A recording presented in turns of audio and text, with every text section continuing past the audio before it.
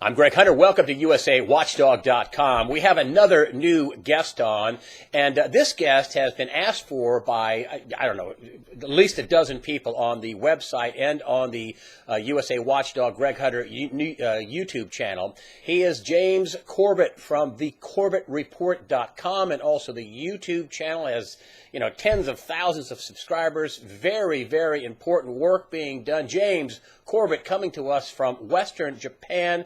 Thank you for joining us today on USA Watchdog.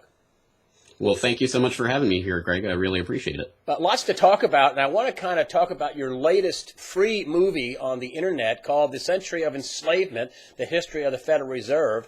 And one of my most recent guests, Axel Merck, who manages, several $100 million, he says, they're not going to like me saying this. It's going to sound kind of weird, but, all the stuff going on, the wars, the poverty, the crashes, the financial calamity, this is all mostly the part of the fault of the Federal Reserve. And I thought, wow, that's really boiling it down to one pinpoint thing. And your movie, talks about how the invention of the Fed and how cloak and dagger it was and how they want you to believe that, it's all boring, crazy stuff. You don't need to know about this. And ultimately, one of the sound bites in the end of the movie was, it's who would sign on for self-destruction, which is kind of what it is. And, tell me about the idea about your movie and why you put it out and why you put it out at this time. Well, I think that's exactly the point that you just talked about there, because it certainly occurs to me that the central banking issue and who controls the money supply really is at the root of so many of the problems that we see taking place right now, not only economically but geopolitically. Because, of course, the ability of the United States government, for example, to continue waging wars of aggression around the world is predicated on that ability to continue issuing debt in order to create more money in the economy. And, of course, that has multiple different ramifications, not only the ability, of course, of the U.S. War machine to continue its work unabated, but also the devaluation of the dollar itself. And by any measure that you choose to measure the success or failure of the Federal Reserve, it is a stunning failure because it fails to live up to all of the reasons that it was supposedly created for, including, of course, ensuring the stability of the money supply and the stability of the purchasing power of the dollar, which has declined a staggering 97% since the creation of the Federal Reserve 100 years ago. And that's not just a function of money itself. If you look at the history of the purchasing power of the dollar long-term over hundreds of years, you see a precipitous decline with the creation of the Federal Reserve, and specifically since the Second World War. So the Federal Reserve, even if we were to take it at its own face value of what it says they're supposedly trying to do, it has been a failure, and it continues to be a failure, and that failure is snowballing on itself so that the problems that it creates keeps getting bigger and bigger and bigger, to the point where, of course, last decade we saw the subprime mortgage meltdown and all of the craziness that was facilitated, of course, by the Federal Reserve, lowering interest rates to nearly zero and basically fueling the housing bubble. And when that burst, who ends up getting bailed out to the tune of not hundreds of billions, but literally trillions of dollars? It's the very banks that created the problem. And of course, who are the bankers who are directing the Federal Reserve's emergency lending operations to the banks? It's the directors of the banks themselves who sit on the board of the Federal Reserve Bank of New York and the other important regional banks of the Federal Reserve System. So it is a system designed for and by the private banking cartel that created it and brought it into existence. And it serves their interests very well to the detriment of everybody else in the country. Are you expecting another financial calamity coming up? It's been my contention that, this year would be much like 2007, that we'll get through it, but we're going to have some major calamities, major failures. And then 2015 is going to be a 2008 type year. Do you foresee some sort of calamity coming up here, another financial calamity? And is it going to be more or, greater or less than the 2008 meltdown? Well, I think that the calamity from 2008 really hasn't been solved. It's only been postponed. It's been kicked down the road by this incredible infusion of money into the economy via quantitative easing that the Federal Reserve has been taking part in over the past several years, now to the tune of having $4 trillion on their balance books. It is an insane system that really, again, has only served to blow up another bubble, this time in the equities markets and, of course, the bond bubble itself. And once that begins to unwind, that is a process that there is no mechanism for solving through the big stick of the monetary policy that the Federal Reserve wields. Once the interest rates start getting out of control, that spells the end of the gravy train and the beginning of the hyperinflationary spiral. And I think once that point kicks in, obviously we're going to see precipitous declines in the overinflated stock market. And a lot of people who have been making notional paper wealth over the last few years are going to find out what that paper really amounts to at the end of the day, which is pretty much nothing. It amounts to paper promises. And I certainly do see that. I don't have a time frame for that. There are so many different factors that have to be factored in. But recent reports from major international institutions have now pinpointed as much as $29 trillion in global investments by the large central banks, including the Federal Reserve and other large government pension funds, institutionally invested in equities markets, which are now completely blown beyond all proportions of where they should be. So we keep seeing record high after record high on the Dow Jones and the S&P, and we're told that this is supposed to be some sort of reflection of economic recovery, and it absolutely is not. What we're seeing is just the papering over of the festering wound that has been there at least for the last decade, and really is part of the institutional functioning of the Federal Reserve System at this point. Well, wars and rumors of wars. I mean, we have Ukraine, we have the Middle East is on fire from Israel all the way over to Iran with the ISIS and Iran being involved. They're worried about ISIS or ISIL, the Islamic State of Iraq and Levant, or the Islamic State now, the Caliphate. And in your neck of the woods, Japan, we're sending U.S. is sending another carrier group. And, Japan seems like they're ramping up their war machine. Their money printing days are winding down. And, I mean, here we have another carrier group. What's your view, being as you're pretty up close and personal in Western Japan, about the situation between Japan and China and the South China Sea and the big hubbub there and the Chinese fighter flying, highway to the danger zone aerobatics around our Poseidon aircraft, basically monitoring what's going on in China. What is your perception of this increasing inching towards war, no matter where it is? And let's start with your part of the globe. Well, it is exceptionally worrying, and you're right. I mean, the military expenditures in the Asia-Pacific region have been increasing precipitously in recent years, and have gone off the charts in the last couple of years, specifically because of Japan increasing its so-called self-defense force, and China, of course, increasing its naval power to counteract that. And we're seeing this tit for tat in the region, which is just a seemingly never-ending, ever-increasing cycle of military expenditures that just keep going up and up. And we see the United States having signed all sorts of pacts and agreements and commitments with Australia, with the Marines down in Darwin there, increased naval presence in the Philippines, the talk of even leasing naval ports in Vietnam and other places. All, of course, to combat this increasing Chinese boogeyman in the region. It is a very worrying situation, and if there is any bright spot, it's only that I think that no one at this point actually desires outright military confrontation.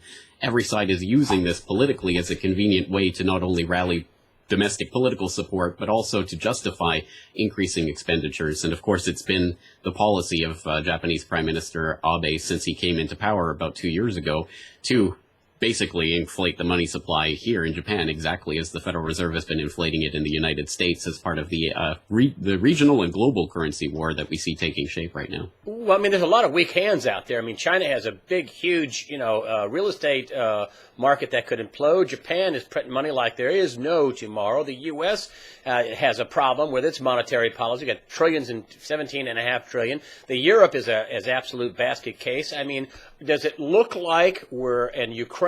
We got that going on. The Middle East is stuck in some type of a war scenario that is increasing. It looks like we are headed towards global war, and it's because of money. What say you? I say I completely concur with that statement. It's only a question of what shape and what form that war will take place. And we are seeing the battle lines being drawn in a lot of different ways right now. Of course, the most obvious is Russia, which is being demonized and targeted and sort of cut off from the quote-unquote international community, by which I guess we mean the United States and its allies, But we see Russia retaliating now with, for example, the food import sanctions that it's applying against the European Union and US and Australia and Canada. And if things are becoming quite interesting, it's very much, I think, going to be an economic conflict, or at least one that is fundamentally centered on economics. And in that regard, we see the BRICS agreements that are being signed right now, and bilateral trade among BRICS members, and the new development bank that they're creating, and the contingency reserve agreement that they just signed in Brazil. All of these things are just bricks in that wall, if you will, that are constructing an alternative system so that we are truly moving out of the unipolar world of the U.S. hegemony towards a multipolar world. There is no doubt that that's taking place right now, and there's no doubt that that can't happen without some conflict happening. And again, it's a question of when and how that conflict eventuates, but it is on the way. There's no doubt about that. Yeah, global war. Unfortunately so. And again, I think we are seeing the battle lines of that being drawn quite broadly right now, and we're starting to see what types of countries are going to band together against what other countries. And I think as that continues to shake out, we're going to see some surprising events. I really do think there's a lot of centripetal forces working in the European Union right now that are pushing some of the periphery away from the center of Brussels, as certainly some of the Eastern European nations see more of their direct own common good being situated with their reliance on trade with Russia, rather than being part of some Eurozone, which itself is faltering and crashing as we speak. So I think there's going to be some interesting ways that this will play out, and probably some surprises as this continues to eventuate. What do you think we get first? War or financial collapse? Or both of them at the same time? Historically speaking, they tend to come in lockstep, and I wouldn't venture to speculate, but if I had to, I guess it would be I would see the financial collapse preceding the actual military confrontation and being used as a justification for that. And again, that can take place in a lot of different ways. I mean, for example, of course, we saw the events of 9/11 being used as that excuse for sort of the giant expansion of the military-industrial state after the lull in the post-Soviet era. We saw the sudden need and justification for this new military terror complex, as it were. And I think in the event of whatever type of financials collapse scenario we're going to see next, is going to be the excuse and the justification for the massive expansion of another round of military interventionism. You know, you're in Western Japan, and so I'm sure you speak fluent Japanese, and you have a lot of friends. You've been over there for a long time. Are they afraid? Is the Japanese population afraid of war with China, or are they, yeah, great, bring it on? I mean, give me the flavor of what's going on in Japan, because we're only seeing a smidgen of what's going on. I mean, we're sending another carrier group. Now we're going to have 2 carrier groups over there. So you know what message that sends? That's the big stick message. What are Japanese people saying about this escalation towards war? I think there's an increasing polarization of Japanese society, and there is at least the growing room for expression of nationalistic sentiments and other things which even a short time ago were very much looked down upon socially here in Japan as expressions of the old imperialist type of mindset that was responsible for the aggression in the World War I, World War II era. And that's been completely eradicated from Japanese society, very much looked down on for a very long time. But we see that rising again, and there's the old sense of nationalism and militarism that's being revived here as a result.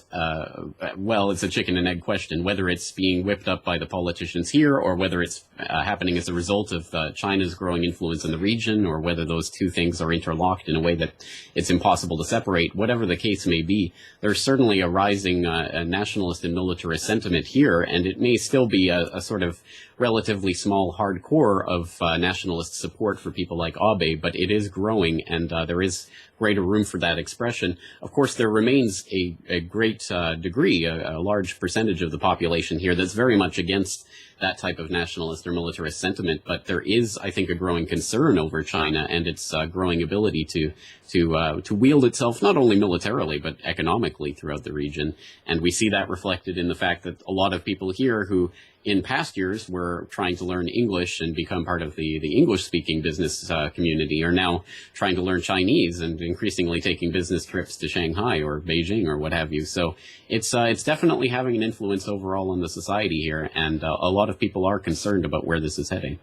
I have you on, and a lot of people want to ask me about Fukushima and reporting on Fukushima, and this is a godsend because I was going to just interview you about your Fed movie, which is terrific, and everybody should take a look at it. It's free on the internet on your Corbett Report YouTube channel, which is fantastic to educate people about where does money come from. But actually Fed money. But you have a website also called FukushimaUpdate.com, and I was looking at this the last day or two and was shocked to find out how awful the reporting is about how the whole western United States is covered in radiation, and recent reports that the radiation is 300 meters deep and it's heading south, at least for the time being. Now, you're 400 miles away from Fukushima. It's on the eastern side of Japan. You're on the western side of Japan. But give me your update about Fukushima. How bad is it? Is it getting any better? And is it going to affect, the U.S. and the rest of the Western world? Well, the answers to those questions are really dependent on the information that is forthcoming, or more to the point, not forthcoming from TEPCO, which has been blamed repeatedly throughout this entire crisis scenario for its reluctance to give basic information to the public in a timely fashion. And of course, that goes right back to the beginning of this, where they knew within 24 hours that they were dealing with meltdowns in the reactor cores, but they neglected to tell the public about that for a period of nearly 2 months.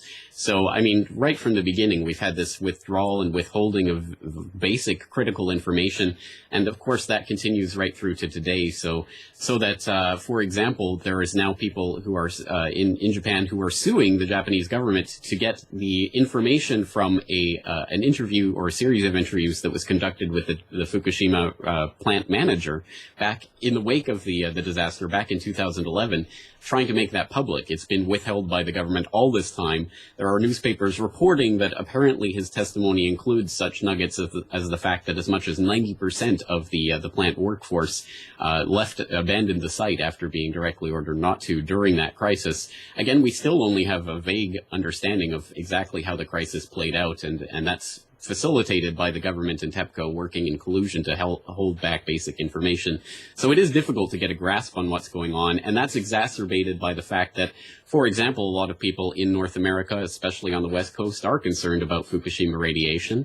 And that concern is not allayed by the fact that there is no U.S. agency, no governmental agency or scientific institution that is conducting or monitoring the radiation coming from Fukushima. So this is now falling into the hands of citizen-led coalitions and groups like the Woods Hole Oceanographic Institute and other sorts of groups, including one called Fukushima Inform, which is now conducting tests in the North Pacific, trying to find traces of Fukushima radiation. They're relying on a certain isotope of cesium, cesium-134, which has a 2-year half-life, so it is a pretty reliable fingerprint of Fukushima radiation as opposed to radiation from open atmospheric testing of nuclear weapons several decades ago or what have you. If they find cesium-134, that's basically a fingerprint of Fukushima.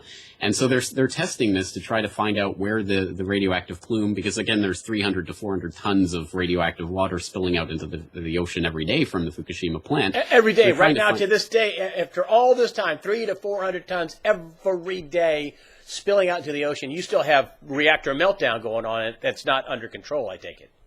Well, it certainly isn't. I mean, it depends. Of course, they declared a cool shutdown back in December of 2011, but what does that really mean? Of course, the reactor cores have not been dealt with in any way. They remain molten in some state, but they don't even know exactly where or how they're lying, and they have no way of finding that out right now because the technology for even approaching the reactor cores at this point does not yet exist. That's a point that's been made by many nuclear physicists, that the robots and other technology they would have to even get close enough to the reactors to find out where and how they're lying, supposedly at the bottom of the containment, let's hope, still does not exist. So again, it is just an unthinkable situation in a lot of ways. But as you say, exactly, 300 to 400 tons of radioactive water is spilling out into the ocean every single day. So Fukushima Inform, for example, is one citizen-led coalition that's monitoring this.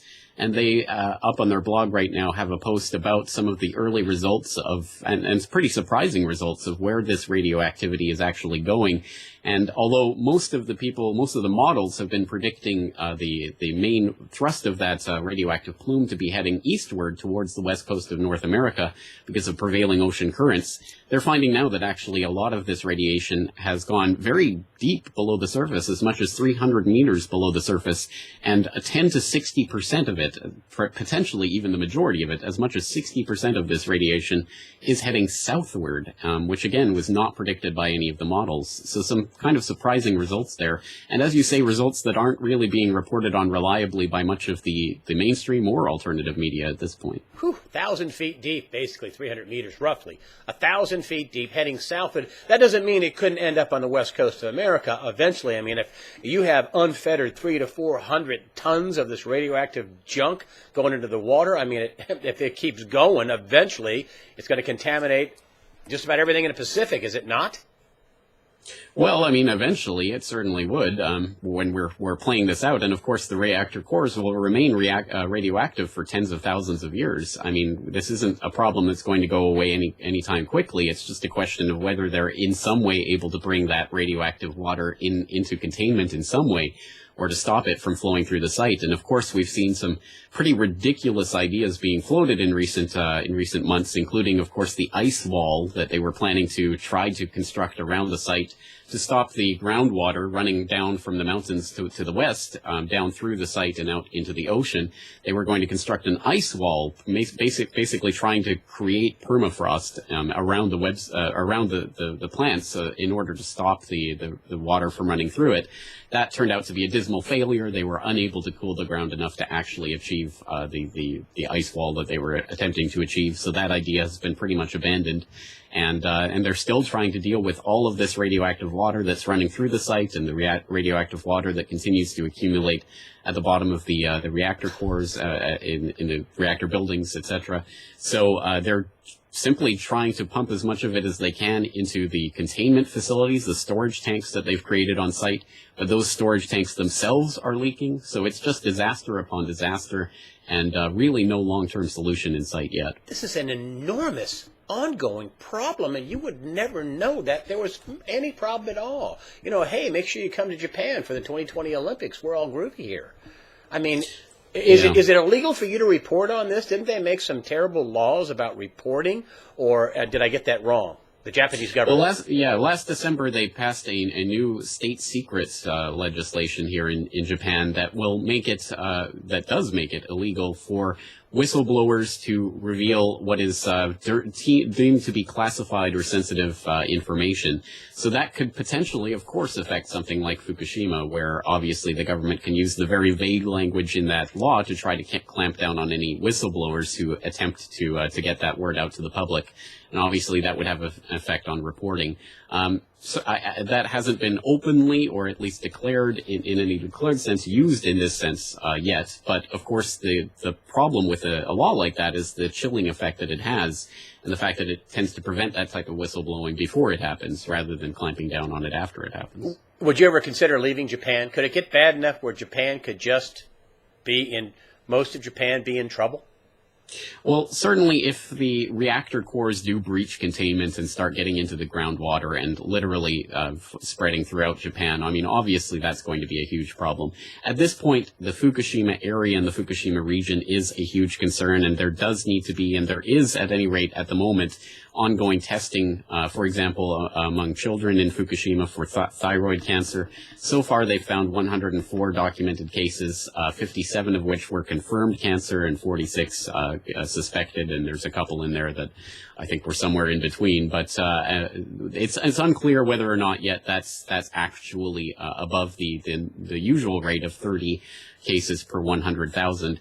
But we wouldn't expect thyroid cancer to start really climbing until 4 years after the disaster. So really, until next year, we would not expect to see the flood of thyroid cancer cases.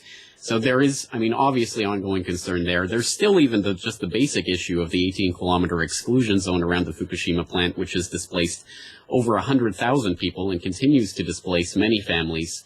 And some of the devastating effects that have taken place in those families, many of them being split up and sent to different parts of the country, many of them living in pretty poor conditions, and being promised in some cases some type of compensation from TEPCO that is taking years to arrive, and it requires jumping through all sorts of bureaucratic hoops. And then there's the economic effects of this disaster, of course, occurring in the part of the industrial and agricultural heartland of Japan. I mean, there's a lot of problems that this has created in a lot of different ways that are not going to be papered over by just Bank of Japan money printing, as much as Abe and his government would like to believe so. James Corbett, CorbettReport.com. That's your website, your YouTube channel. It's the Corbett Report, correct? That's right, yeah. And then your movie is on there about the Federal Reserve, which is very insightful, and FukushimaUpdate.com. I really appreciate you coming on today and taking us to school from halfway around the world here on USA Watchdog. Thank you very much, James Corbett. Thank you so much for having me on. I appreciate it.